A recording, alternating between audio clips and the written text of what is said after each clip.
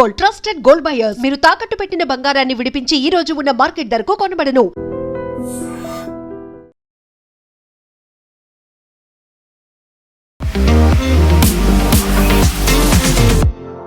నమస్తే, నేను Kavitha. Welcome to I dream news and నిజాలు.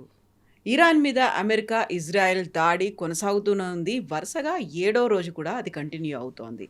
బట్ ట్విస్ట్ల మీద ట్విస్ట్లు అనేవి కనిపిస్తూనే ఉన్నాయి. ఇదే ఎపిసోడ్ ఆయిల్కి సంబంధించి కూడా కనిపిస్తోంది. ఇప్పటిదాకా హార్మోజ్ జలసంధిని మూసేసిన తర్వాత దేశాలన్నీ కష్టాలు పడుతూ ఉంటే భారతదేశానికి మాత్రం డొనాల్డ్ ట్రంప్ ఒక చిన్న ఆఫర్ ఇచ్చారు. అది కూడా లిమిటెడ్ పీరియడ్తో కండిషన్స్ అప్లై అంటూ రష్యా నుంచి మనం ఆయిల్ని దిగుమతి చేసుకోవచ్చని.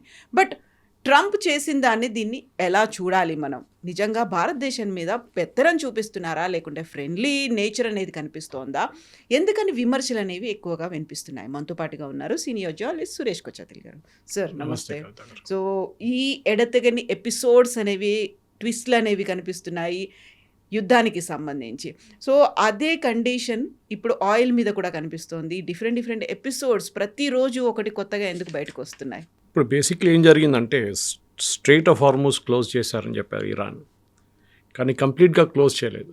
నిన్న వినుంటారు మీరు, చైనా, రష్యా, మిగతా దేశాలు, కొన్ని ఏషియన్ కంట్రీస్కి వెళ్ళే షిప్స్కి అనుమతి ఇస్తామని చెప్పి. యాక్చువల్లీ ఇరాన్కి అనుమతి ఇవ్వడానికి అధికారం లేదు, ఎందుకంటే అది ఒక షేర్డ్ రిసోర్స్. అది అటువైపు నుంచి చాలా మటుకు సౌదీ అరేబియా నుంచి వస్తున్న ఆయిల్ కూడా వస్తుంది అనమాట.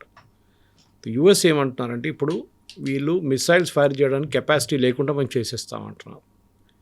కానీ అది చేసినాక కూడా వీళ్ళు కావాలంటే మైన్స్ వేయవచ్చు సీలో.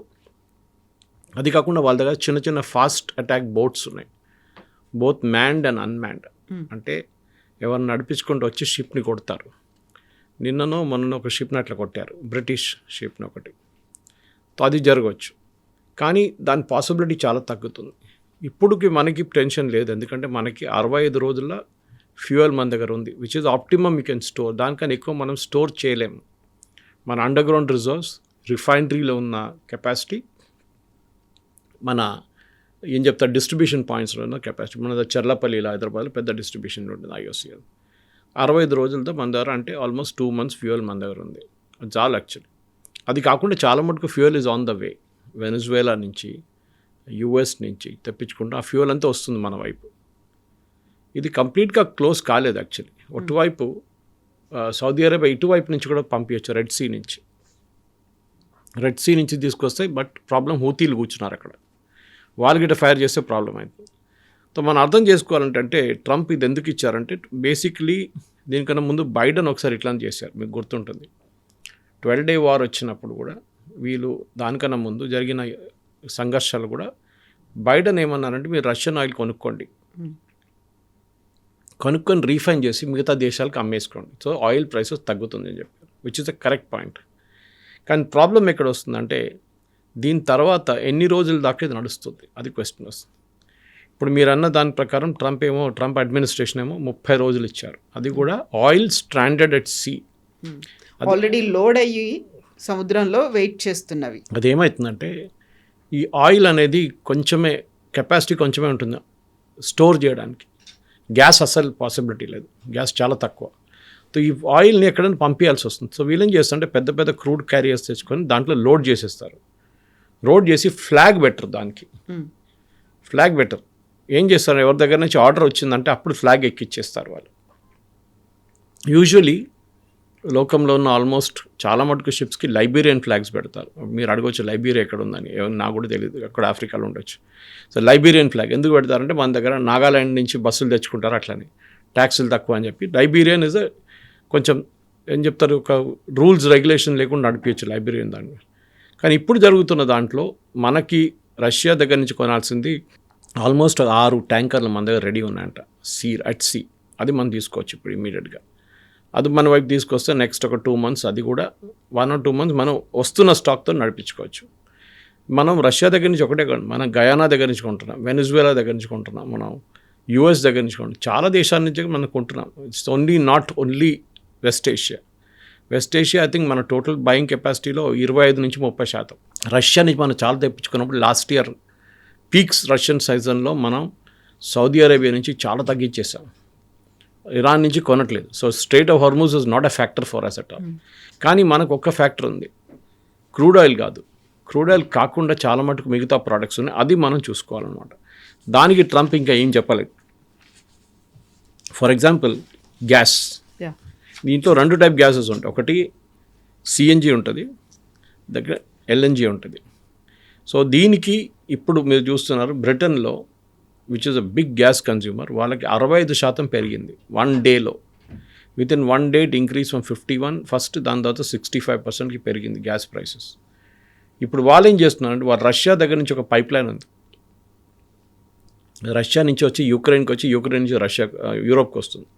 ఆ పైప్ లైన్ నడిమిట్లో 2-3 ప్లేస్లో యూక్రెయిన్ బ్లాస్ట్ చేసి పడేశారు. ఇప్పుడు యూరోప్ ఏమంటున్నారు, యూక్రెయిన్ దగ్గర రిస్టోర్ చేయమంటున్నారు. నేను రష్యన్ గ్యాస్ కొంటున్నాను, రష్యా అంటున్నారు మీకు గ్యాస్ మేము ఇవ్వమంటున్నారు. మీరు కావాల్సినప్పుడు మమ్మల్ని హెల్ప్ చేయలేదు, మా మీద యుద్ధం చేస్తున్నారు, మీరు ఎక్విప్మెంట్ పంపిస్తున్నారు యూక్రెయిన్కి, మీరు ఏం చెప్తారు జెట్స్ ఇస్తున్నారు, వాళ్ళకి మిసైల్స్ ఇస్తున్నారు, మేము మీకెందుకు గ్యాస్ ఇవ్వాలని. So it's become a big political issue నా అక్కడ. స్ట్రెయిట్ ఆఫ్ హార్మూజ్ చాలా మటుకు క్లోజ్ చేసిన దాని తర్వాత ఆయిల్ ప్రైసెస్ 15% పెరిగింది కవిత గారు. ఇంకా పెరగచ్చు, కానీ ఎక్కువ పెరుగుతుంది ఎందుకు లేదంటే భారతదేశం లాంటి వాళ్ళకి పర్మిషన్ ఇచ్చారు. అది కాకుండా సౌదీ అరేబియా వాళ్ళ ల్యాండ్తో ఒక పైప్ ఉంది, అదర్ ఎండ్ నేను చెప్పాను చూడండి, రెడ్ సీ వైపు, అక్కడి నుంచి కూడా పంపింగ్ చేస్తున్నాయి, కానీ కెపాసిటీ ఎక్కువ లేదు దానికి. హోర్మూస్ నుంచి వెళ్ళే కెపాసిటీ లేదు. మూడోది యుఎస్ నేవీ వచ్చి కూర్చుంటారని ట్రంప్ ఒక అష్యూరెన్స్ ఇచ్చారు స్ట్రెయిట్ ఆఫ్ హార్మూస్లో. అది ఉంటే చాలా మటుకు షిప్స్ మూవ్ అవ్వడం మొదలు పెడుతుంది అనమాట. ఇటువైపు మీరు తీసుకోవాలంటే ఐదర్ రెడ్ సీని తీసుకోండి, మీరు సూయస్ కెనాల్ నుంచి వచ్చే షిప్స్ కూడా అదే వైపు వస్తుంది. కానీ ఓన్లీ క్రూడ్ కాదు, ఓన్లీ ఏం చెప్తారు ఎల్ఎన్జీ కాదు, ఆల్సో చాలా మటుకు పెట్రోకెమికల్స్ వస్తుంది అదే రూట్లో. అది కాకుండా ఫర్టిలైజర్, ఇదంతా 40% ఆఫ్ వరల్డ్స్ ఫర్టిలైజర్ వస్తుంది అదే రూట్ హార్మూస్. కాకుంటే ఫస్ట్ ప్రయారిటీ మాత్రం ఆయిల్కి ఉంది. కానీ మీరు మొత్తం బకెట్ ఆఫ్ థింగ్స్ చూస్తే అందరికైనా ఎక్కువ ఫర్టిలైజర్ ఉంటుంది, క్రూడ్ ఉంటుంది ఆబ్వియస్లీ, దాని తర్వాత ఫర్టిలైజర్ వస్తుంది, ఈవెన్ పెట్రోకెమికల్స్ ఉంది. చాలా important. 34% of world supply of fertiliser, నేను డేటా నుంచి చెప్తున్నాను మీకు, గోస్ త్రూ హోర్మూస్. 34%. అప్పుడు మన ఎరువులు, ఇక్కడ వాడుతున్న ఎరువుల కోసం మనం రేపు అది బంద్ అయితే ఏం చేస్తాం, మనం ఎక్కడి నుంచి తెప్పించుకుంటాం? దాట్స్ గోయింగ్ టు బి చాలా పెద్ద క్వశ్చన్ ఉంటుంది. మెథనాల్ 32% అదే రూట్ నుంచి వస్తుంది. క్రూడ్ ఆయిల్ మనం చూస్తున్నాం, క్రూడ్ 31%, కంపేర్ టు మెథనాల్ చాలా తక్కువ క్రూడ్. ఎల్ఎన్జి 19%. ఫార్మస్యూటికల్స్కి కావాల్సిన NGLs, that is liquid natural gas, ఇది అదే రూట్ నుంచి వస్తుంది. ఇప్పుడు మనం అర్థం చేసుకోవాలంటే ఈ ఎన్జిఎల్స్ అంటారు, ఎన్జిఎల్స్ని యాక్చువల్లీ ప్రాసెసింగ్ టైంలో సపరేట్ చేస్తారన్నమాట. దీన్ని ప్రాసెసింగ్ టైంలో దాన్ని సపరేట్ చేసి న్యాచురల్ గ్యాస్ ప్రాసెస్ చేసినప్పుడు సపరేట్ చేసి దాన్ని ఎల్ఎన్జీగా తీసుకొస్తాం. సో ఆ పార్టికల్స్ ఫార్మస్యూటికల్స్కి చాలా పనికి వస్తుంది, మన ఫార్మస్యూటికల్ ఆగిపోతుంది. సో మన క్రూడ్ ఒక్కటే ఆలోచిస్తున్నాం, crude no it's beyond crude చాలా మటుకు. మిగతా ప్రోడక్ట్స్ ఇంకో ప్రాబ్లం వీళ్ళకు ఉంది ఏంటంటే, వీళ్ళకి కావాల్సిన సరుకులంతా ఇదే రూట్ నుంచి వస్తుంది. మనం ఇక్కడ నుంచి బయటికి వెళ్తున్నాం స్ట్రెయిట్ ఆఫ్ హార్మూస్ నుంచి, ఆయిల్, ఫర్టిలైజర్, మిథనాల్ అన్నీ. రిటర్న్ వైపు గ్రెయిన్స్, వెజిటబుల్స్ యూజువలీ ఫ్లైట్లో కూడా తీసుకురావచ్చు కారు, కానీ చాలా మటుకు ఈ రూట్ నుంచి వస్తుంది. ఇది 1 వే ట్రాఫిక్ కాదు, 2 వే ట్రాఫిక్ ఉంది. వీళ్ళకి అది రాకపోతే అక్కడున్న ప్రజలు మోస్ట్లీ ఎక్స్పాట్రియేట్స్, దాంట్లో చాలామంది ఇండియన్స్ కష్టపడతారు. దానికోసం మీరు చూసుంటారు యుఏఈ రూలర్స్ దుబాయ్ మాల్లో వెళ్ళి నడుచుకుంటూ వెళ్ళి మాట్లాడుతూ, క్రౌన్ ప్రిన్స్ అన్ని ప్రైస్లు ఏమి ఎక్కువ కాదు, భయపడకండి, ఇక్కడే ఉండండి. ప్రాబ్లం ఎక్కడ వస్తుందండి కవిత గారు, నెక్స్ట్ 15 డేస్లో ఈద్ రాబోతుంది, ఈద్ ఎండ్ అవుతుంది, రంజాన్ ఈద్ ఎండ్ అవుతుంది. అప్పుడు కన్జంప్షన్ పెరుగుతుంది. వీళ్ళు ఆ టైంకి తెచ్చుకోలేకపోతే then it becomes a big issue. ఒక లిమిటెడ్ ఎక్స్టెంట్ కార్గో అవుట్లో తెచ్చుకోవచ్చు, కానీ there's a limit to it. Ships నుంచే తెచ్చుకోవాల్సింది major. So Saudi Arabia will get impacted, UAE will get impacted. Bahrain చిన్న కంట్రీ, ఎక్కువ ప్రాబ్లం ఉండదు. సో పెద్ద country, even Iran for that matter, Iran కూడా ఇంపాక్ట్ అయిపోతుంది. ఇప్పుడు ఏం చేయబోతున్నారు, ఎందుకంటే ఇప్పుడున్న పరిస్థితుల్లో మనం చూస్తున్నాం అమెరికా స్ట్రాటజీ ఏంటి అని డిస్కస్ చేస్తున్నాం మనం. ఫస్ట్ అమెరికా స్ట్రాటజీ ఇరాన్ దగ్గర ఉన్న ఆయుధాలని మొత్తం ధ్వంసం చేయడం. That includes drones, missiles. డ్రోన్స్ని ఆపలేరు ఎక్కువ, వాళ్ళు ఎక్కడి నుంచైనా లాంచ్ చేసుకోవచ్చు, ఒక రోడ్డు మీద తీసుకెళ్ళి ఎక్కడి నుంచి లాంచ్ చేసుకోవచ్చు మీరు. కానీ మిసైల్ లాంచెస్ కావాల్సి వస్తుంది. నేను ఎక్స్ప్లెయిన్ చేశాను మీకు, ట్రక్ లాగా ఉంటుంది, దాంట్లో ఒక యాంగిల్లో తీసుకొస్తారు, ఐదర్ 45 degrees 90 degrees తీసి ఫైర్ చేస్తారు. లాంచెస్ మీద కాన్సన్ట్రేట్ చేస్తున్నారు. లాస్ట్ 24 గంటల్లో వాళ్ళ అంచనా ప్రకారం 500 లాంచెస్ మీద వీరు యాక్ట్ చేశారంటున్నారు. దాంట్లో ఎంత అంశమైందో తెలియదు. 500 ఇది మొత్తం కొట్టేస్తే లాంచెస్ని మిసైల్స్ వెళ్ళదు. అప్పుడప్పుడు చిన్న ఒకటో రెండు వెళ్ళచ్చు. మీరు చూసుంటారు, నిన్న అజర్బైజాన్ మీద అటాక్ చేశారు. Of all the places Azerbaijan. Actually అజర్బైజాన్లో ఒక ఎంక్లేవ్ మీద కొట్టారు వాళ్ళు.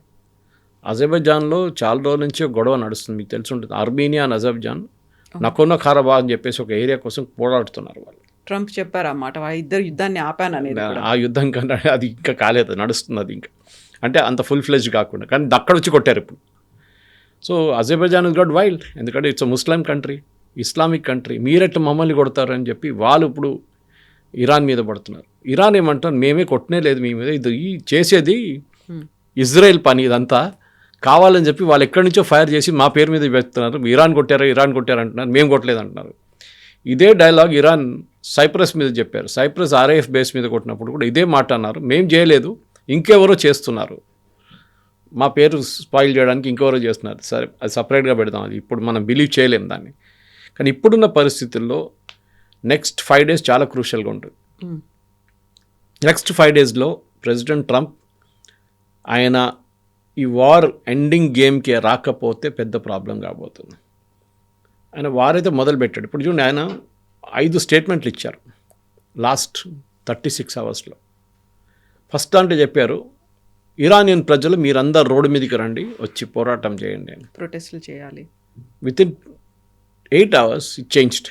మీరు రోడ్డు మీద రాకండి, మేము మా వాళ్ళు మిసైల్స్ ఫైర్ చేస్తున్నారు, మీరు రోడ్డు మీద వస్తే వాళ్ళు చంపేస్తారు, లేకుంటే మా మిసైల్స్ వచ్చి మేము పడుతుంది, మీరు రోడ్డు మీద రాకండి, ప్రొటెస్ట్ చేయకండి. ఓకే, తర్వాత 6 గంటల తర్వాత తల్లి మార్చేశారు. నో మీరు రోడ్డు మీద 36 గంటల్లో 6 సార్లు మార్చారు ఆయన స్టేట్మెంట్. తో అమెరికన్ పాలసీ మేకర్స్ కన్ఫ్యూజ్ అయిపోతున్నారు. ఆర్మీ వాళ్ళు, ఆన్ ద ఫీల్డ్లో ఉన్న ఆర్మ్ ఫోర్సెస్ వాళ్ళు, సెంట్కామ్ వాళ్ళు కన్ఫ్యూజ్ అయిపోతున్నారు. ప్రెసిడెంట్ ఇక్కడ అంటారు, మాది ఇంకో 3 అంటారు, ఇంకో 3 అంటారు. ఇది స్టేబుల్ పాలసీ కాదు. సో ట్రంప్కి ఇప్పుడు ప్రాబ్లం ఏమొచ్చిందంటే కవిత గారు, దట్ ఎండ్ గేమ్ ఎక్కడ వస్తుందని అర్థం కావట్లేదు. ఇది ఎట్లా ఎండ్ చేయాలనేది. సపోజ్ ఇది ఇంకొక 2-3 వారాలు నడుచుకుంటే వీళ్ళు రెజ్యూమ్ చేంజ్ అయితే కావట్లేదు. ట్రంప్ ఏమన్నారు ఇవాళ పొద్దున, అక్కడ కొత్త లీడర్ని ఎవరు ఎన్నుకుంటారో ఆయన నేను డిసైడ్ చేస్తానండి. అది ఎట్లా అవుతుందండి? వాళ్ళ దేశం, వాళ్ళ సోకాల్డ్ రూల్, దాంట్లో మీరెళ్ళి నేను వెనజువేలాలో చేశాను కదా, రాడ్రిగేజ్ని కూర్చోబెట్టాను అక్కడ, ఆమెని ఇక్కడ కూడా నేనే కూర్చోబెడుతున్నట్టు. కానీ ఇరానియన్ ప్రజలు అది అంగీకరించారు. అక్కడ ఈవెన్ వ్యతిరేకంగా ఉన్న వాళ్ళు కూడా, ఖమెనీ వ్యతిరేకించిన వాళ్ళు కూడా ఇది అగ్రీ చేయరు. హౌ కెన్ US ప్రెసిడెంట్ మా వాళ్ళని ఎట్లా సెలెక్ట్ చేస్తారు? దీనికి ఒక బ్యాక్ స్టోరీ ఒకటి ఉంది. 1953లో అప్పుడున్న ఒక డెమోక్రట్లీ ఎలెక్టెడ్ ప్రైమ్ మినిస్టర్ని, హెడ్ ఆఫ్ స్టేట్ని ఒక కూలో లిటరలీ కూ చేశారు. US MI6 కోసం, బ్రిటిష్ ఇంటెలిజెన్స్ కోసం చేసిన పని. మొహమ్మద్ బెజావ్ అని చెప్పి ఒక ప్రధానమంత్రి ఉండే, ఇరానియన్ ప్రైమ్ మినిస్టర్. ఆయన కిందకి దింపారు వీళ్ళు కలిసి. ఎందుకంటే ఆయన అక్కడి నుంచి తీసుకెళ్లే ఆయిల్ని మాకు రాయల్టీ కావాలని అడిగారు బ్రిటన్ దగ్గర. అప్పుడు దాకా బ్రిటనే తీసుకెళ్తున్నారు ఆయిల్. ఆలోచించండి, ఇరాన్ నుంచి డబ్బులు ఇవ్వకుండా. సో ఇలా అడిగారు, రాయల్టీ అడిగారు, మాకు ప్రతి బ్యారెల్ ఇంత ఇవ్వాలి మీరు, మా దగ్గరనే తీసుకెళ్తున్నారు, మేము ఇవ్వని చెప్పాము. So this president became very tough. So ఆయన్ని కిందకి దింపేశారు వీళ్ళు. రీప్లేస్మెంట్గా తీసుకొచ్చింది Shah of Iran, Reza పెహ్లవి.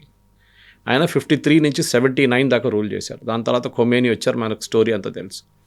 So ఇప్పుడు మీరు అదే డెమోక్రసీ కావాలంటే మీరే కదా ఆ డెమోక్రసీని స్పాయిల్ చేసింది, మీరే కదా వాడిని కిందకి దింపింది. మళ్ళీ మీరు కొత్త డెమోక్రసీ తీసుకొస్తారు మీరు. సో ఇది ఏం చెప్తారు, ఒక పాస్ట్ మెమరీ. కర్మ ఎక్కడ వెళ్ళదు, కర్మ తిరిగి వస్తుంది ఏదో ఒక రోజు. And this is the classic example of that. ఇప్పుడు USకి ఏం చేయాలని తెలియట్లేదు. ఇజ్రాయెల్కి చాలా క్లియర్, వాళ్ళ మ్యాండేట్ ఏంటి, వీళ్ళని మొత్తం నాశనం చేయాలి, వీళ్ళకి కెపాసిటీ ఉండకూడదు లాంచింగ్ చేయడానికి, లేకుంటే ఏదైనా మిసైల్ కానీ డ్రోన్ కానీ ఏదైనా, యురేనియం కూడా. కానీ USకి ఎగ్జిట్ చేయడానికి అర్థం కాదు. ట్రంప్ ఎందుకు దిగాడు ట్రంప్కే తెలియదు ఇప్పుడు.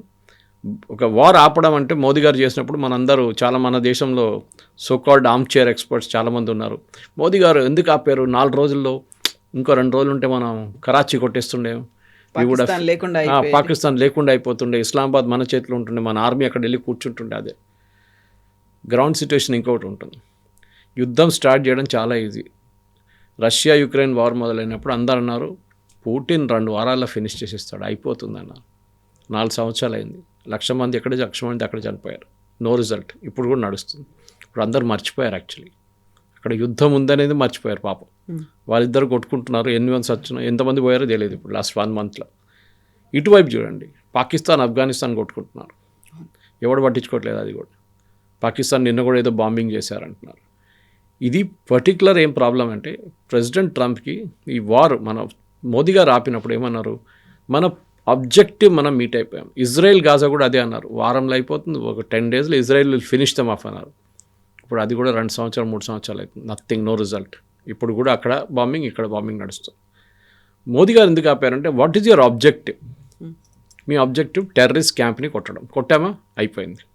వాళ్ళు చనిపోయారు చాలామంది, very good, we're stopping it, we have nothing more. కానీ పాకిస్తాన్ మన మీద దాడి చేశారు మళ్ళీ.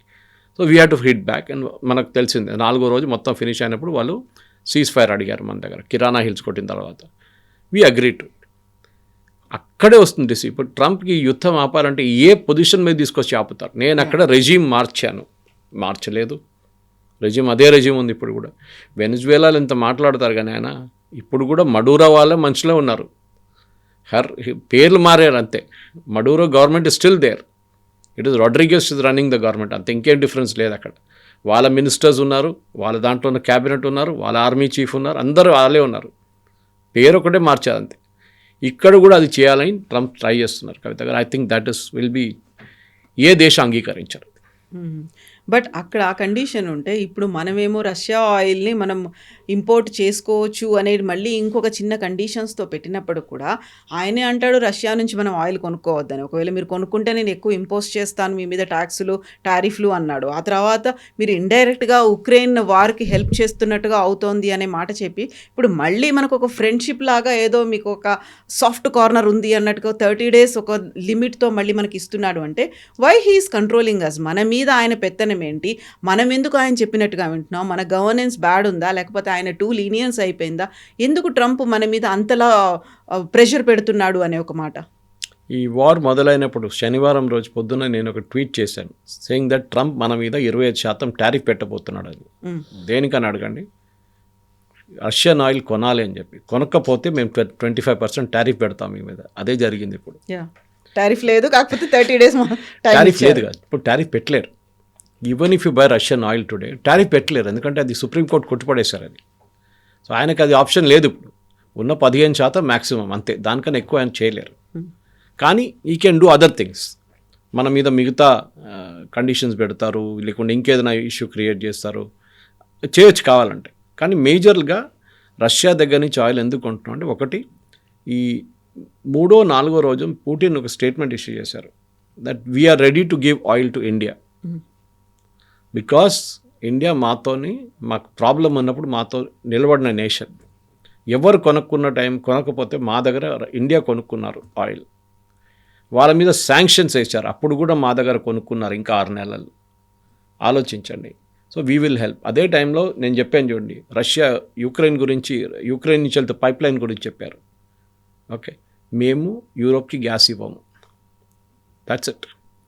ఎందుకంటే మా మీదే మీరు శాంక్షన్ తెప్పించారు, మా మీద స్విఫ్ట్ అకౌంట్ అంతా బంద్ చేయించారు, మా డబ్బులని గుంజుకున్నారు. Why should we give you gas?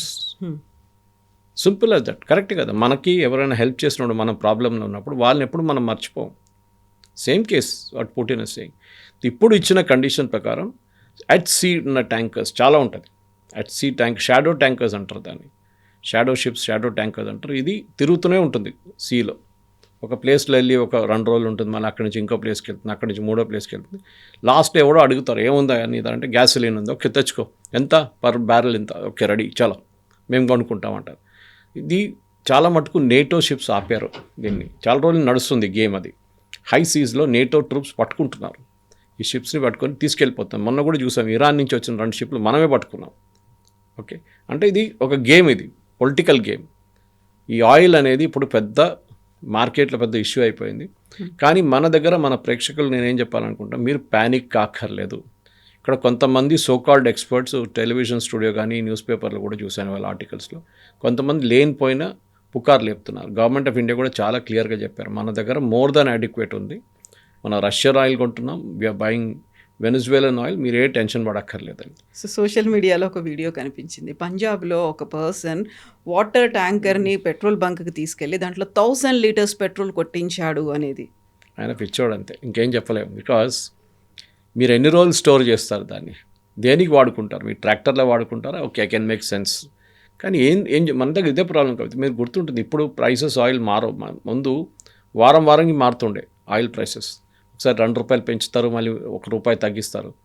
ఈ ₹2 పెంచగానే రేపు పొద్దు నుంచి పెంచుదామంటే సాయంత్రం కాగానే పెట్రోల్ బంక్ ముందు పెద్ద లైన్ ఉంటుండే.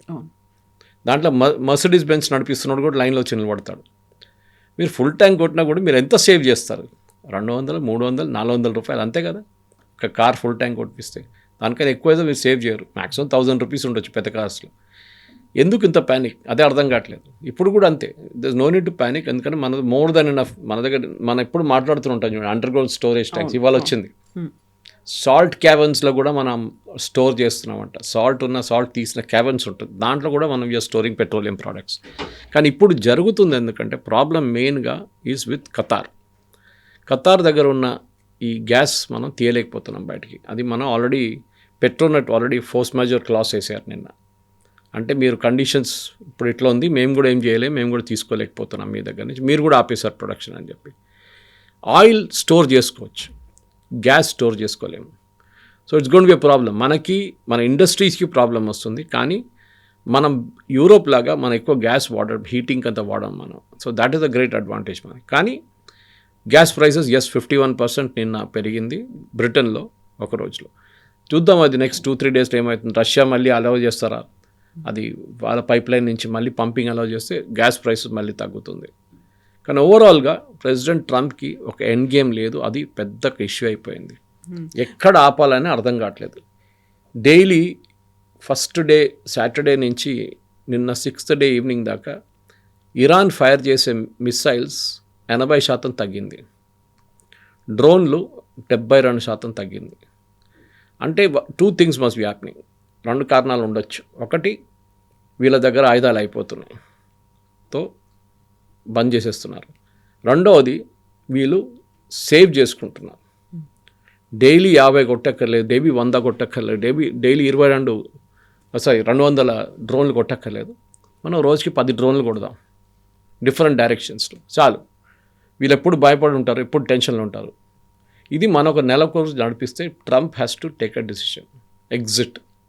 ఆ ఎగ్జిట్ సొల్యూషన్ ఏంటి చూడండి. ఇప్పుడు ఆయన ఏం చేస్తాడు, ఏమనంటే అంటాడు, నేను గెలిచేసాను, అయిపోయింది, వీఆర్ ఫినిష్ ద వార్ అని వెళ్ళిపోతారు.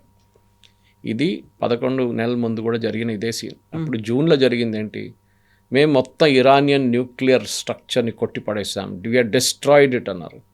మళ్ళీ 6 నెలల తర్వాత యురేనియం ప్రాసెస్ చేస్తున్నా అంట. ఎట్లా జరిగిందండి అది? Where did get the centrifuge from? Centrifuge open మార్కెట్లో దొరకదు మీకు, చాలా రెస్ట్రిక్టెడ్ ప్రోడక్ట్. యూఎస్ దాని మీద ఫుల్ నిఘా పెట్టున్నారు, వాళ్ళ సిఐఏ కానీ మిగతా వాళ్ళు చెక్ చేస్తున్నారు, వీళ్ళు ఏమైనా ఇంపోర్ట్ చేస్తారు. మళ్ళీ వీళ్ళ స్ట్రక్చర్ ఎట్లా డిస్ట్రాయ్ అయిందంటున్నారు, చేయలేదు, జరగలేదు. స్మాల్ డ్యామేజ్ జరుగుంటుంది అక్కడెక్కడ. ఇప్పుడు ట్రంప్కి ఇష్యూ ఏంటంటే, నా మనిషి అక్కడ కావాలి, Iranian president should be my man. It will not happen, జరగదు అది. 100% ఇట్ విల్ నాట్ హ్యాపెన్. దానికి ఇప్పుడు ఈగో ఇష్యూ రాబోతుంది. ఆల్రెడీ మీరు చూస్తున్నారు, పుష్ బ్యాక్ జరుగుతుంది. బ్రిటన్ హెల్ప్ చేయట్లేదు, ఫ్రాన్స్ హెల్ప్ చేయట్లేదు, ఒక షిప్ ఏదో పంపించారు అంతే. స్పెయిన్ అయితే నో అని చెప్పేశారు, ఆయన మీద టారిఫ్ పెడతారంట దానికోసం ఫైట్కి. So everybody is backed out. అన్నిటికంటే సర్ప్రైజింగ్ ఏంటంటే కవిత గారు, దిస్ గల్ఫ్ నేషన్స్ వాళ్ళ మీద దాడి చేసినా కానీ, వాళ్ళు థ్రెటన్ చేసినా కానీ ఏం చేయట్లేదు ఇరాన్ మీద, ఇంక్లూడింగ్ ఖతర్ ఏమన్నారు, మా మీద దాడి చేశారు కదా, we will show what we can do అన్నారు. నిన్న సాయంత్రం 2 Iranian jets, I'm not sure which one it was, SU-52 లేకుంటే పాత మిగ్లో తెలియదు, ఆల్మోస్ట్ అలూద్ బేస్ దగ్గరకు వచ్చేసారు ఖతార్లో. They was just I think 15-20 kilometre దూరంలో ఉన్నారు. For a jet 15-20 kilometres nothing, సెకండ్స్లో వచ్చేస్తారు వాళ్ళు. అప్పుడు ఖతార్ దాన్ని కొట్టుపడేశారు 2ని, దే షాట్ ఇట్ డౌన్. ఇప్పుడు ఇరాన్ వాళ్ళ జెట్స్ కూడా యూజ్ చేస్తున్నారు, ఎక్కడుండే ఇన్ని రోజులు తెలియదు. దానికి ఒక ఎగ్జాంపుల్ ఇవ్వాలంటే Iran size 4 times that of France కన్నా 2 to 3 times to 4 times bigger than France. So మీరు ఎక్కడైనా దాచిపెట్టవచ్చు. మీరు తెహరాన్లో పెట్టక్కర్లేదు, ఇస్ఫహాన్లో పెట్టక్కర్లేదు, కోమ్లో పెట్టక్కర్లేదు, మీరు ఎక్కడో దాచిపెట్టవచ్చు ఏరియాస్లో, remote corners you can hide it. అప్పుడు మీకు ఇంకా దీన్ని ఎక్కడ ఉందని తెలుసుకోవడానికి ఇంకా పెద్ద ప్రాబ్లం అవుతుంది. ఒకటే అడ్వాంటేజ్ ట్రంప్కి ఏముందంటే and Israel also that first day వాళ్ళు డీకెపాసిటేట్ చేశారు న్యూ లీడర్షిప్ని. దాని తర్వాత కెమెనీ అండ్ కమాండర్స్, దాని తర్వాత సెకండ్ లెవెల్ వాళ్ళే ఇప్పుడు హ్యాండిల్ చేస్తున్నారు. మీరు మొన్న ఒక బాంబింగ్ జరిగింది వీళ్ళది ఒమాన్ మీద, వీళ్ళు అన్నారు తప్పైంది అనేది. రెండో రోజు మళ్ళీ కొట్టారు. అంటే సంబడి హైరార్కీలో రాసి పెట్టారు మన మీద బాంబింగ్ జరిగితే ఇది చేయాలి 1 2 3 4 5 6 అని. వాళ్ళు అదే చేస్తున్నారు. And they are not giving up. They are not giving up and they are not taking orders from the top because nobody to take orders from. మీ కమాండర్ చెప్పాలి కదా ఆపరా నాయనా అని చెప్పేసి. ఇది ఆపడానికి చెప్పడానికి ఎవరు లేరు. సో మాకు చెప్పింది మేము చేస్తున్నాం అంతే. సో ఒక్క రోజుకి వీళ్ళకి ఇప్పుడు ఎన్ని కొట్టచ్చు, ఒకరోజు మనం ఆపాలన్నా, should be hold it back, ఏం చెప్తారు ఆ థింకింగ్ వీళ్ళకి రావట్లేదు. ఇది పెద్ద ప్రాబ్లం అన్నమాట. సో ఏ రోజు దీని ఎండింగ్ అవుతుందో అది ఎవరికి తెలియట్లేదు. ఇజ్రాయెల్కి తెలియదు and Israel is not bothered. యూఎస్కి చాలా పెద్ద ప్రాబ్లం, ఎందుకంటే ట్రంప్కి పొలిటికల్ వెపన్ అయిపోయింది. నెటన్యాహుకి ఇష్యూ లేదు. ట్రంప్కి ఇప్పుడు లోకల్ ఫస్ట్ మొదలైన రోజులు 2-3 రోజులు అందరు వా అన్నారు. ఇప్పుడు అందరూ వెరీ స్కెప్టికల్. ఏం జరుగుతుంది, ఇది ఎప్పుడు ఆపుతారు నాకు తెలియదు. చెప్పాను చూడండి 6 సార్లు మార్చారు స్ట్రాటజీ. ఎవ్రీ వార్కి ఒక స్ట్రాటజీ ఉంది. ఈ వార్కి స్ట్రాటజీ లేదు, స్ట్రాటజీకి వార్ ఉంది. ఇప్పుడు అది జరుగుతుంది యూఎస్లో. ముందు మీరు దిగేటప్పుడే చాలా క్లారిటీగా రావాల్సింది. మేము బాంబ్ చేయబోతున్నాం, వీళ్ళని డిస్ట్రాయ్ చేస్తాం, వీళ్ళని తీసేస్తాం, వీళ్ళని డీకెపాసిటేట్ చేసేస్తాం, అయిపోయింది. We will bomb their air bases, we'll bomb their IGRC offices, అన్నీ చేస్తాం. దాని తర్వాత ఏంటి, మీరు రెజీమ్ చేంజ్ తీసుకురావాలంటే మీరు బూట్స్ ఆన్ ద గ్రౌండ్ కావాలి మీకు. అంటే మనుషులు ఉండాలి. మీరు కర్డ్ రెబెల్స్ని పంపిస్తున్నారు. ఈ కర్డిష్ రెబెల్స్లో ఇరాన్ వైపు ఉన్న రెబెల్స్లో చాలామంది దగ్గర ఆయుధాలు లేవు. మీరు ఆయుధాలు సప్లై చేయాలి కదా, దానికి టైం పడుతుంది. వాళ్ళకి ట్రైనింగ్ ఇవ్వాలి కదా. మీరు యూఎస్ వెపన్స్ ఇచ్చేస్తే అయిపోతుందా? వీళ్ళు తాలిబాన్ కాదు, వీళ్ళు వచ్చే ఇన్స్టెంట్గా రెడీ కావడానికి. తాలిబాన్ దగ్గర మొత్తం యూఎస్ వెపన్స్ ఉంది ఇప్పుడు కూడా, వాళ్ళు అక్కడ పెట్టిపోయిన వెపన్స్ అని. వీళ్ళకి టైం పడుతుంది, టైం లేదు ఇప్పుడు. ట్రంప్ దగ్గర లేని టైం అనమాట. So even if curd rebels వస్తే కూడా కవిత గారు చాలా చిన్న టెరిటరీ వాళ్ళు సీజ్ చేయగలరు అంతే. అదే టైంలో ఐజీఆర్సీ వాళ్ళు, దట్ ఈస్ వాళ్ళ రెవల్యూషనరీ గార్డ్స్ వస్తే వాళ్ళు ఈజీగా కర్డ్ని ఫినిష్ చేసేస్తారు వాళ్ళు. ఎందుకంటే వీళ్ళు 50 మంది ఉంటే వాళ్ళు 2000 మంది ఉంటారు. And they will finish off the Kurds in no time. The Kurdish rebels మీద డిపెండ్ అయ్యేది చాలా పెద్ద తప్పు, చేయకూడదు. వాళ్ళు హెరాస్ చేయొచ్చు, అక్కడిక్కడ బాంబులు పెట్టి మళ్ళీ పారిపోవచ్చు, అదని చేయొచ్చు. కానీ they cannot do a regular fight. Guerrilla warfare చేయొచ్చు వాళ్ళు కావాలంటే. అండ్ వాళ్ళు యూజ్డ్ కాదు దాంట్లో, అదే ప్రాబ్లం కర్డిష్. వాళ్ళొక ట్రైబల్ గ్రూప్ వాళ్ళు. నెక్స్ట్ పాయింట్ ఏం రాబోతుందంటే వీళ్ళు ఇప్పుడు నెక్స్ట్ ఏం చేయాలంటే ఇరానియన్ ఆర్మీ మీద కాన్సన్ట్రేట్ చేస్తున్నారు. నాకు అదే డౌట్, పొద్దున్నుంచి అదే చెప్పుకుంటూ వస్తున్నాను. కొన్ని ఇప్పుడు చూస్తున్నా కొన్ని యూఎస్ ఛానల్స్ కూడా అదే మాట్లాడుతున్నారు. ఇరానియన్ ఆర్మీని కొనుక్కుంటారు యూఎస్. అంటే రెవల్యూషనరీ గార్డ్స్ని కొట్టాలంటే ఆర్మీ కావాలి, ఆర్మీ నుంచి ఒక లీడర్షిప్ కావాలి. ఆ లీడర్ ఎవరు అవుతారో అది ఇంపార్టెంట్. యూఎస్కి డజంట్ మేక్ అ డిఫరెన్స్. మీరు డిక్టేటర్ ఉండొచ్చు, ఎవరైనా ఉండొచ్చు. అరే సిరియాలో మీరు ఒక టెర్రరిస్ట్ని తీసుకొచ్చి ప్రెసిడెంట్ చేశారు, $10 million మీరే పెట్టారు ఆయన తల మీద. ISIS terrorist, Al-Qaeda. ఆయన ఇప్పుడు ప్రెసిడెంట్గా వచ్చి కూర్చున్నాడు, వైట్ హౌస్ పిలిచి ఆయన సూట్ టై అని వేయించేసి ఆయన ఫుల్ మ్యాన్ వచ్చి నిలబడ్డాడు అక్కడ. సేమ్ థింగ్ ఇరాన్లో జరగబోతుంది. ఆర్మీ కూ జరిగితే కూడా వీళ్ళకి ప్రాబ్లం లేదు ట్రంప్కి. కానీ ముల్లాలు ఉండకూడదు, మిగతా రెవల్యూషనరీ గార్డ్ ఉండకూడదు. బహుశా ఇదే జరుగుతుంది అనుకుంటాను నా అంచనా ప్రకారం. నెక్స్ట్ 10 daysలో జరగకపోతే Trump will have a major issue Kavitha garu. So ఈ ఇష్యూస్ ఉన్నప్పుడు కూడా మనకు ఒక ఆఫర్ ఇచ్చారు. Are we welcoming it? ఆ ఆఫర్ని మనం స్వీకరిస్తున్నామా? ఆయిల్దా? ఎస్, ఆల్రెడీ డిసైడ్ చేసేసాం. బట్ ఎందుకని మనం ఆ ప్రతిదాన్ని ట్రంప్ ఏం చెప్పినా దాన్ని యాక్సెప్ట్ ట్రంప్ చేస్తాం? చెప్పక్కర్లేదు కవిత గారు. మనం గుర్తుపెట్టుకోండి, దీని 3వ రోజు మనం ఆల్రెడీ ప్రెసిడెంట్ పుటిన్కి రిక్వెస్ట్ పెట్టేసాం మనం. ఇప్పుడు ట్రంప్ తో సంబంధం లేదు. ట్రంప్ ట్రంప్ ఎందుకు ఇంటర్వ్యూన్ అవుతున్నాడు ప్రతి దాంట్లో? ఎందుకంటే మీరు India the second largest consumer ఆయిల్ది. మనం వరల్డ్లో మనకు ఆయిల్ తక్కువ పడితే మనం ఆయిల్ గుంజుకుంటే, లేకుంటే ప్రతి చోటు నుంచి మనం గుంజుకుంటే ఆయిల్ ఉండదు మిగతా వాళ్ళకు. రష్యా ఎవరికి అమ్మరు. Russia will not sell it to US. Russia ఏం చెప్తారు, ఇండోనేషియాకి అమ్మరు. రష్యా ఇండియాకి ఇస్తారు. బికాజ్ వీఆర్ ఒక పేమెంట్ మెకానిజం మనం వర్కౌట్ చేసుకున్నాం దీనికన్నా ముందు. రష్యా మన మీద ఒక ట్రస్ట్ ఉంది వాళ్ళకి. మిగతా దేశాలకి ఇవ్వరు వాళ్ళు ఆయిల్. గ్యాస్ అదే కదా నిరాకరించారు. గ్యాస్ చెప్పారు వాళ్ళు యూరోప్కి, we will not give you gas. మమ్మల్ని హెల్ప్ చేయలేదు మేము, ఇండియా హెల్ప్ చేశారు. వాళ్ళు సఫర్ చేశారు దానికి 20% ఎక్స్ట్రా పెట్టారు Trump. So we will give. Trump ఏంటంటే రష్యా ఆఫర్ చేసే ముందు ట్రంప్ చెప్దాం అనుకున్నారు కానీ కాలేదు. పుటిన్ ఫస్టే ఆఫర్ చేసేసారు. Now he has to say I'm giving you an extension. దీని తర్వాత చూడండి కవిత గారు, ఈ వార్ ఆగకపోతే నెల తర్వాత మళ్ళీ ఎక్స్టెండ్ చేస్తారు, అది కాకపోతే మళ్ళీ ఎక్స్టెండ్ చేస్తారు. ఎందుకంటే ఈ ఆయిల్ ఫీల్డ్స్ ఒకసారి క్లోజ్ చేసినప్పుడు మీరు మళ్ళీ అదే క్వాంటిటీ ఆయిల్ బయటికి రాదు. సపోజ్ మీరు 100 వేలు క్లోజ్ చేసేసారు, డ్రిల్లింగ్ బంద్ చేశారనుకోండి, to get back that oil మీకు రాదు, చాలా డిఫికల్ట్ ఉంటుంది. ఈవెన్ గ్యాస్ మీ ప్రొడక్టివిటీ తగ్గిపోతుంది. ఎంటైర్ వెస్ట్ ఏషియా క్రైసిస్లో వచ్చేస్తుంది. ఎందుకంటే వాళ్ళ ఆధారపడే వాళ్ళ దగ్గర ఉన్న డబ్బులు ఇది. ఈ ఆయిల్ రాకపోతే దే ఆర్ ఫినిష్డ్. అక్కడున్న ఎక్స్పాట్రియేట్ చేంజ్ చేస్తారు, రియల్ ఎస్టేట్ సెక్టర్లో పనిచేస్తారు, చాలామంది ఆయిల్ సెక్టర్లో పనిచేస్తారు. వీళ్ళ ఉద్యోగం పోతుంది, వీళ్ళందరూ తిరిగి రావాల్సి వస్తుంది. అండ్ యుఏఈ లాంటి దేశాలు, to large extent Saudi Arabia, వీళ్ళందరూ ఎక్స్పాట్రియేట్స్ మీద డిపెండ్ అయి ఉన్నారు వాళ్ళ పని కోసం. ఈ ఎక్స్పాట్రియేట్స్ వెళ్ళిపోయారు అనుకోండి, ఎవరు చేస్తారు అక్కడ పని? మళ్ళీ మీరు ఎక్కడిని తెచ్చుకుంటారు? It's got a big problem.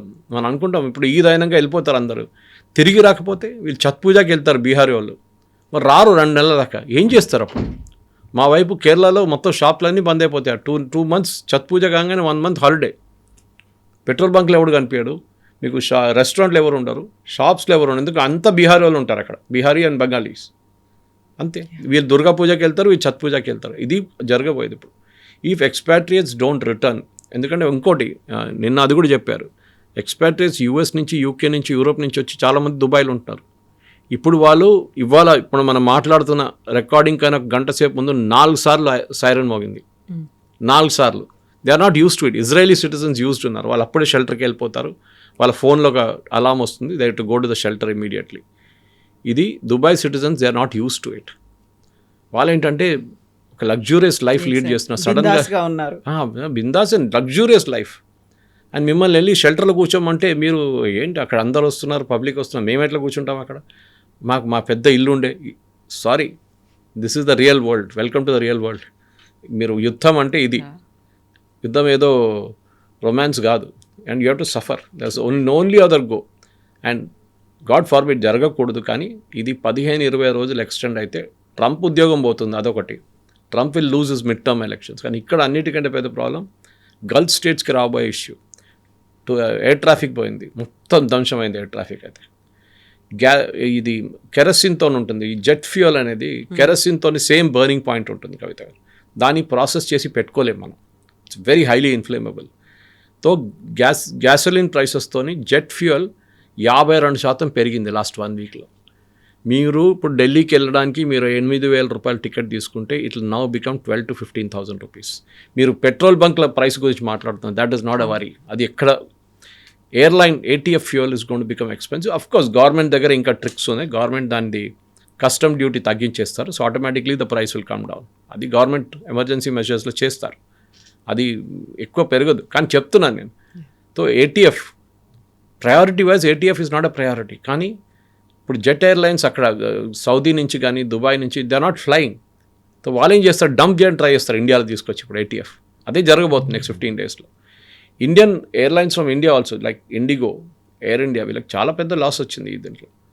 ఎట్లా తట్టుకుంటారో తెలియదు, కానీ somewhere government will have to find a way out. Yes, sir. Thank you so much. Thank you very much. Thank you.